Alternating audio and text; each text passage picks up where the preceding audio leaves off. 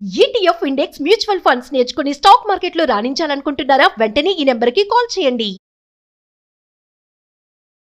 అమ్మ నమస్కారం. నమస్తే సంగీత. అమ్మ, భార్య కానివ్వండి, భర్త కానివ్వండి, వారికి నచ్చిన వ్యక్తితో ఉన్నప్పుడు ఆపోజిట్ పర్సన్ భార్య భర్త చూస్తారు. చూసినా కూడా పరువు కోసమనో, నలుగురు ఏమనుకుంటారు, పిల్లలు ఉన్నారు, వారి భవిష్యత్తు ఏంటి అని చెప్పేసి చూసి చూడనట్టు వదిలేస్తే వీరు అదే తప్పును మళ్ళీ మళ్ళీ చేస్తూనే ఊరుకున్నారంటే వాళ్ళకి ఇంకా ఛాన్స్ ఎక్కువ ఇస్తూనే ఉంటారు. అది తప్పు తెలుసుకున్నారే, చూసినా కూడా నా భర్త కానీ భార్య కానీ నన్ను ఏమనలేదు అని చెప్పి రియలైజ్ ఎందుకు అవ్వలేకపోతున్నారు? పరీక్ష రాసే విద్యార్థులు ఉంటారు, కాపీ కొట్టేవాడు ఉంటాడు, వాచర్ అందరినీ చూసుకుంటూ ఉంటాడు. వీడు ఏదో దొంగతనంగా సార్ లేనప్పుడు వాచర్ అటుపోయినప్పుడు వీడు ఏదో చూసి కాపీ కొడుతూ ఉంటాడు. ఆయన చూడలేదు అనే ఉద్దేశంతో కర్మంజాలకు ఆయన కళ్ళ పడింది అనుకుందాం.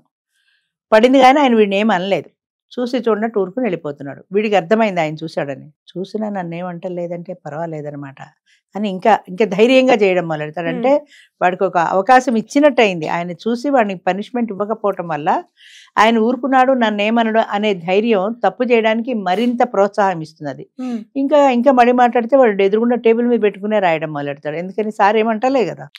అంచేత అది వాళ్ళకి ఒక ప్రోత్సాహం అవుతుంది. తప్పుని దండించకపోతే, తప్పుగా మనం వాళ్ళకి తెలిసేలా చెయ్యకపోతే దాన్ని ఇండైరెక్ట్ గా సమర్థించినట్టు అవుతుంది. అంచేత వాళ్ళు రెచ్చిపోతుంటారు. ఇన్ కేస్ ఒకవేళ నువ్వన్నట్టు ఆయన ఎంత మంచివాడు, నన్ను ఏం అననే లేదు అని రియలైజ్ అయ్యి ఈ తప్పు చేశాను అని నేను అనుకునే వాళ్ళు చాలా తక్కువ మంది ఉంటారు.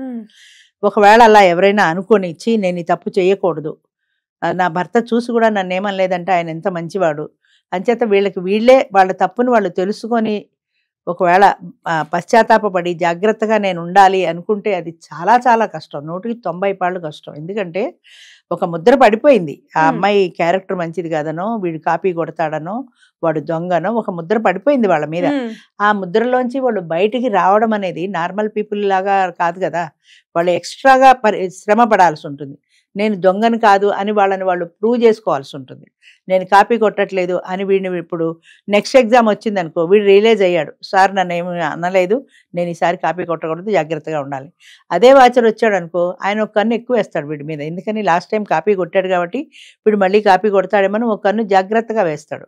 అదే విధంగా ఒక దొంగ ఉన్నాడు అనుకో, వాడు దొంగతనం చేశాడు, జైలుకి వెళ్ళొచ్చాడు, శిక్ష పడింది, అందరికీ తెలిసింది. వాడు మీ విషయంలో చాలా జాగ్రత్తగా ఉంటారు. ఎందుకని వాడు దొంగ అనే ఒక ముద్ర పడిపోయింది కాబట్టి. వాడు మారానన్నా అంత తేలిగ్గా నమ్మరు కదా. వాడు మారినట్టు ప్రపంచానికి తెలియాలంటే వాడు ఇంకా ఎక్కువ శ్రమ పడాల్సి ఉంటుంది.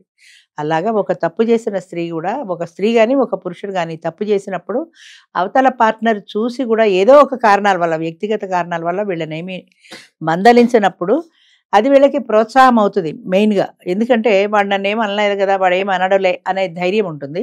దానివల్ల ఆ తప్పుని ఇంకా కంటిన్యూ చేస్తారు. అలా కాకుండా ఒకవేళ నేను ఈ తప్పు చేసినా నా భర్త నన్నేమంటలేదు, నా భార్య నన్నేమంటలేదు, వాళ్ళు ఎంత మంచి వాళ్ళు, వచ్చి నేను ఇలాంటి తప్పు చెయ్యకూడదు అని వాళ్ళకి వాళ్ళు రియలైజ్ అయితే, అలా చూసినా కూడా చేతగాని వాడు దాంట్లో క్యాలిక్యులేషన్ చేస్తారు. అంటే అలాగే క్యాలిక్యులేట్ చేస్తారు. ఎందుకంటే వాడు ఊరుకున్నాడంటే వాడు చేతగాని వాడు కాబట్టి ఊరుకున్నాడు, వాడికి ఆ దమ్ము లేదు, వాడికి ఆ ధైర్యం లేదు అనుకుంటారే తప్ప వాళ్ళలో ఉండే మంచితనం అన్న పార్టీని వీళ్ళు గుర్తించరు. 1% ఒకవేళ ఎవరైనా గుర్తించి రియలైజ్ అయ్యి నేను ఇలా తప్పు చేయకూడదు, నా భర్త నేను మోసం చేయకూడదు, వాడు ఎంత మంచివాడు కాబట్టి చూసినా నన్ను ఏం అనలేదు అని అనుకున్నారు అనుకో, ఆ సంగతి వాళ్ళు ప్రూవ్ చేసుకోవాలి కదా. అంటే వాళ్ళ బిహేవియర్లో, వాళ్ళు ఫ్యామిలీలో నేను ఇలాంటి వ్యక్తిని ఒకప్పుడు అయ్యి ఉండొచ్చు కానీ ఇప్పుడు నేను మారాను అన్న వాళ్ళలో వచ్చిన మార్పు అవతల వ్యక్తులకి తెలియాలంటే వీళ్ళు చాలా కష్టపడాలి. ఎంతసేపు అదే ఒక బ్రాండ్ పడిపోయింది, ఒక దొంగని, ఒక కాపీ కొట్టేవాడని, ఇలా ఎప్పుడైతే బ్రాండ్ పడిపోయిందో ఆ బ్రాండ్లో వచ్చి బయటికి రావడం కష్టం. అది చాలా శ్రమ పడాల్సి ఉంటుంది. అంటే వాళ్ళు ఎలా చేయాల్సి ఉంటుంది అంటే భర్త మీద ఒక ప్రత్యేకమైన శ్రద్ధ చూపించడం ప్రతి క్షణం, అలాగే పిల్లల్ని జాగ్రత్తగా చూసుకోవడం, ఫ్యామిలీకి సంబంధించిన రెస్పాన్సిబిలిటీస్ అన్నీ కూడా ఫుల్ఫిల్ చేయడం. దాని ద్వారా మా ఆవిడ ఇదివరకుట్లా లేదే, లేదా నా భర్త ఇదివరకుట్లా లేడే, కొంచెం మార్పు కనపడుతోంది అనే రియలైజ్ అవ్వాలి. అవతల వాళ్ళు గుర్తించేలాగా వీళ్ళు కష్టపడాల్సి ఉంటుంది. అదే ఒక భార్య అనుకో, భర్త అనుకో, మా ఆయన ఇదివరకు లేటుగా వచ్చేవాడు, ఇప్పుడు ఆఫీస్ నుంచి పెందరాళ్ళే వస్తున్నాడు, ఇదివరకు గర్ల్ ఫ్రెండ్తో తిరిగేవాడు, ఇప్పుడు తిరగటం లేదు, పిల్లల్ని బాగా చూసుకుంటున్నాడు, నన్ను బాగా చూసుకుంటున్నాడు, మమ్మల్ని బయటికి తీసుకెళ్తున్నాడు అని ఆమె రియలైజ్ అవ్వాలంటే ఆయన శ్రమ పడాలి కదా. ఆయన ఆ టైంని కుటుంబానికే కేటాయించాలి. ఇదివరకు గర్ల్ ఫ్రెండ్తో తిరిగిన టైం అంతా కుటుంబానికే కేటాయించాలి. ఫోన్లు గట్రా ఏమైనా ఉంటే బంద్ చేయాలి. ఆమెతో రహస్యంగా ఫోన్లు మాట్లాడుకోవడం, బాత్రూంలోకి వెళ్ళి మాట్లాడుకోవడం, ఇలాంటి పనులు చెయ్యనప్పుడు నా భర్త మారాడు అనే ఇన్ఫర్మేషన్ భార్యకు అనిపిస్తుంది. అలాగే నా భార్య మారింది అనేది అభిప్రాయం భర్త కలగాలి. ఆ అభిప్రాయం వాళ్ళకి కలగాలంటే వీళ్ళు ఎంత కష్టపడాల్సి ఉంటుంది. అంటే ఒకసారి నమ్మకం పోయింది కాబట్టి నమ్మకాన్ని సంపాదించుకోవడం చాలా కష్టం. నార్మల్ గా ఉంటే వేరు, కానీ ఒకసారి పోగొట్టుకున్న తర్వాత దాన్ని తిరిగి సంపాదించుకోవడం అంటే చాలా చాలా కష్టం. ఫస్ట్ రియలైజేషన్ వీళ్ళల్లో రావాలి. అంటే నేను తప్పు చేశాను, ఈ తప్పు నేను ఇక చెయ్యకూడదు అనే దానికి వీళ్ళు స్ట్రిక్ట్ గా నిలబడి ఉండాలి. మళ్ళీ ఆ పాతవాడు ఫోన్ చేస్తే మళ్ళీ టెంప్ట్ అయిపోవడం, మళ్ళీ వాడికి అది ఇంకోడని వెళ్ళడం, ఇలాంటి టెంప్టేషన్లకు ఎట్టి పరిస్థితుల్లో లొంగకూడదు. అది చాలా కష్టం అమ్మ అనుకుంటాం, కానీ అది చేయటం చాలా కష్టం. కానీ అలా చేసినాడు వీళ్ళ కుటుంబం, వీళ్ళ భార్యాభర్తల రిలేషను స్ట్రాంగ్ గా ఉంటుంది. రేపు పొద్దున ఎవడైనా చెప్పినా కూడా ఆ భర్త నమ్మడు. మావాడు ఒకప్పుడు చేసింది కదా అనుకోడు. అంటే ఆయనకి నమ్మకం కలిగినాడు, ఒకప్పుడు చేసింది మా ఇప్పుడు చేయట్లేదు, మావాడు అలాంటిది కాదని చెప్తాడు. అంత నమ్మకం కలిగించాలంటే వీళ్ళు ఎంత సాక్రిఫైస్ చేయాల్సి ఉంటుంది. వాళ్ళ ఇష్టాలు, వాళ్ళ కోరికలు, వాళ్ళ టెంప్టేషన్లు, అవతల వాడి దగ్గరికి పోవడాలు, ఇవన్నీ కూడా మానుకొని కుటుంబానికి మాత్రమే వాళ్ళు టైం కేటాయించుకుంటే భార్య అయినా భర్త అయినా కూడా వాళ్ళ బంధం గట్టిపడుతుంది. ఆ ఎమోషనల్ బాండింగ్ పెరుగుతుంది. వాడు ప్రపంచం తల్లకిందులైనా ఎవరు చెప్పినా సరే వాళ్ళు నమ్మరు.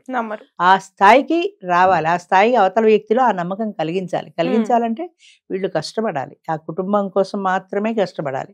అంతేగాని నేను నా ఫ్రెండ్ దగ్గరికి వెళ్ళొస్తాను, నేను సినిమాకి వెళ్ళొస్తాను, ఆ షికార్కి వెళ్ళొస్తా అంటే మళ్ళీ పాత పద్ధతి. చాలా చోట్ల జరిగేది ఏంటంటే, నేను కూడా చాలా చోట్ల చూస్తూ ఉంటాను, అంటే ఇది ఎంతవరకు కరెక్టో తెలియదు, ఫైనాన్షియల్ గా భార్య మంచి పొజిషన్ లో ఉంటుంది, బాగా డబ్బులు సంపాదిస్తూ ఉంటుంది, ఆమెకి ఎవరితోటో రిలేషన్ ఉంది, భర్తకి తెలిసినా ఏమండు. ఎందుకంటే ఫైనాన్స్ అంటారు బయట వాళ్ళు, అది ఎంతవరకు కరెక్టో నాకు తెలియదు. బాగా సంపాదిస్తుంది కదా, 4-5 లక్షల ప్యాకేజ్ ఉంది ఆమెకు, ఇప్పుడు అది కాదంటే డబ్బులు పోతాయి కదా, అది కాదంటే అంటే ఇప్పుడు బయటకు వెళ్ళిపోతుందేమో అనే భయమే. నువ్వు అక్కలేనాక వెళ్ళిపోయి వాడితో సెటిల్ అయిపోతుందేమో, పోతే 4-5 లక్షల ఆదాయం పోయింది కదా. అది ఏవైనా తిరగని, నాకు డబ్బులు తెచ్చి ఇంట్లో పెడుతోంది కదా, ఇల్లు కొంటోంది, నాకు ఆస్తులు తెస్తోంది, ఏదో ఒక స్థలం కొంటోంది, ఇన్కమ్ ఏదో ఇంట్లోనే చూసుకుంటోంది కదా, పోతే పోయిందిలే, తిరిగితే తిరిగిందిలే, ఎక్కడ పోయినా కూడా మళ్ళీ ఇంటికే వస్తుంది కదా అన్న ధోరణి భార్య విషయంలో భర్తకు కానీ, భర్త విషయంలో భార్యకు కానీ. నేను మా వాళ్ళల్లో ఎవరినో అడిగాను ఇలాగా, ఆయన దారిని ఆయన వెళ్ళిపోతుంటాడు, ఈవిడ దారిని ఈవిడ వెళ్ళిపోతుంటుంది, ఆయన ఫ్రెండ్స్తో ఆయన టూర్లు వెళ్తాడు, ఈవిడ ఫ్రెండ్స్తో ఈవిడ టూర్లు వెళ్తుంది. నేను అన్నాను, అలా కాకుండా ఇద్దరు కలిసే వెళ్తే భార్యాభర్తల రిలేషన్ బాగుంటుంది కదా. ఆయన ఫ్రెండ్స్తో ఆయన వెళ్ళిపోతుంటే నీకు భయం అనిపించదా అంటే ఆవిడంది, ఎక్కడికి పోతాడా అంటే ఎంత తిరిగినా ఇంటికే వస్తాడు కదా అంది. అంటే ఆ గ్యారంటీ ఉంది, ఎక్కడైనా తిరగని, ఎంతైనా తిరగని, ఎంతమందితో అయినా తిరగని, చివరికి ఇంటికే వస్తాడు. అట్లాగే ఆయనకు కూడా భార్య విషయంలో ఎంతమందితో అయినా తిరగని ఇంటికే వస్తుంది, ఆ ప్యాకేజ్ ఇంట్లోనే ఇస్తుంది, ఎవరికి ఇవ్వదు కదా. అంచేత ఆ ధైర్యం ఉన్నప్పుడు, అంటే ఈ ఫైనాన్షియల్ రిలేషన్ ఇద్దరి మధ్యన బాండింగ్ ఏంటంటే భార్యాభర్తల సంబంధం కాదు, ఫైనాన్స్. ఈ సంబంధం బాగున్నప్పుడు, ఇది స్ట్రాంగ్ గా ఉన్నప్పుడు తిరిగినా చూసి చూడనట్టు ఊరుకుంటారు, పట్టించుకోరు. వాడికి తెలిసిన ఆమెకు తెలుస్తుంది, ఆమెకి తెలిసిన ఆయనకి తెలుస్తుంది, తెలిసినా అది నన్ను అడగటం లేదు కదా అని, అది నన్ను అడగట్లేదు కాబట్టి మిగతా విషయాల్లో అంతా బాగానే ఉంది కదా, నేను ఇంటికి తెచ్చి ఇంట్లోనే డబ్బు ఇస్తున్నాను కదా, ఇంట్లో స్థలాలు, పొలాలు, బంగారాలు ఏం కావాలనుకుంటున్నాను కదా అని ఆయన అనుకుంటాడు, ఆవిడ అనుకుంటుంది. అంచేత ఈ ఫైనాన్స్ అనేది ఇద్దరి మధ్యన బ్రిడ్జ్ అయిపోతుంది. అందుకని తెలిసి తెలియనట్టు ఊరుకుంటున్నారు భార్యలు కానీ భర్తలు కానీ. అది ఒక రకం, అది ఇంకొక కోణం అనమాట ఇందులో. అంటే ఫైనాన్స్ కి సంబంధించి డబ్బులు బాగా సంపాదించినప్పుడు, ఏదో కమ్యూనిస్టులు చెప్తారు చూడు, ఏ బంధమైనా ఆర్థిక సంబంధాలే అంటారు, అలాగా ఆర్థిక సంబంధం బాగున్నప్పుడు మిగతా విషయాల్లో మనకి ఎంటిపోతే పోయిందిలే. ఇదివరకు అలా కాదు, హత్యలు చేసేసేవాళ్ళు ఒకప్పుడు. అయితే 10-15 ఏళ్ల కిందటి వరకు భార్య క్యారెక్టర్ బాగాలేదంటే 3 చంపేస్తాడు అంతే దాన్ని. ఇప్పుడు కూడా అదే జరుగుతుంది, ఇప్పుడు కూడా ఇంకా అలాగే జరుగుతున్నాయి, అదే అంటుంటా, ఇప్పటికీ అలాగే జరుగుతున్నాయి. కానీ అక్కడక్కడ బాగా డబ్బులు ఎక్కువ ఉన్న చోట ఆవిడ ప్యాకేజీ బాగున్నప్పుడు, ఆవిడ ఆర్థికంగా బాగున్నప్పుడు, ఒక మెట్టు భర్త తగ్గినప్పుడు, లేదా ఇద్దరు ఈక్వల్ గా ఉన్నప్పుడు, ఆవిడ సంపాదన కూడా బాగుంది కదా, ఎందుకు పొమ్మన్నా ఈ ఒక్క విషయం కోసం అని భర్త సర్దుకుంటాడు. అలాగే భార్య కూడా సర్దుకుంటుంది. ఆర్థిక సంబంధాలు అంటారు వాటిని ఆర్థిక సంబంధాలు అంటారు. అది ఆ సంబంధాలు ఉన్నప్పుడు మిగతావి ఇలా ఉన్నా పట్టించుకోరు. ఓకే. ఈ మధ్యలో ఇక పిల్లలు అనే వాళ్ళు కూడా వాళ్ళకి కావాల్సిన లైఫ్ ని వాళ్ళకి ఇస్తే వీళ్ళకి ఎవరి లైఫ్ వాళ్ళదే అనుకుంటారు. బయటకు వెళ్తే నీ లైఫ్ నీదే, బయటకు వెళ్తే నా లైఫ్ నాదే. పిల్లల లైఫ్ పిల్లలదే. అంటే అందరికి పరిపూర్ణమైన స్వేచ్ఛ అనమాట చెప్పాలంటే.